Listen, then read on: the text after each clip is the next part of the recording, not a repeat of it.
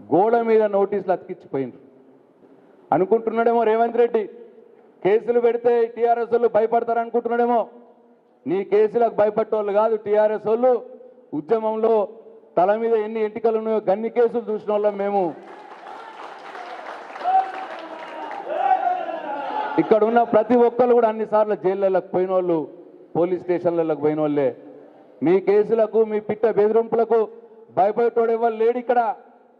కేసులు పెడితే నా కుంభకోణాన్ని, నా అవినీతిని, నా బామ్మరిదిని అడగడరేమో అనుకుంటున్నావేమో. నువ్వు ఎన్ని కేసులు పెడితే అంతకు రెట్టింపు ఉత్సాహంతో నీ ప్రతి కుంభకోణాన్ని బయట పెడతాం, నీ కుటుంబ కుంభకోణాన్ని బయట పెడతాం, నీ మంత్రుల దండుపాలెం బ్యాచు దండుకుంటున్న సంగతి కూడా మొత్తం బయట పెడతాం. బిడ్డ ఏమనుకుంటున్నావో. నువ్వు అనుకుంటున్నావేమో కేసీఆర్ మీద కేసులు పెడితే, హరీష్ రావుని జైల్లో పెడితే, కేటీఆర్ని జైల్లో పెడితే టీఆర్ఎస్ వాళ్ళు ఎవడు బయటకు రారు అనుకుంటున్నావేమో. ఇగో ఇవాళ చూడు నిజామాబాద్ ఎంతమంది బయటకు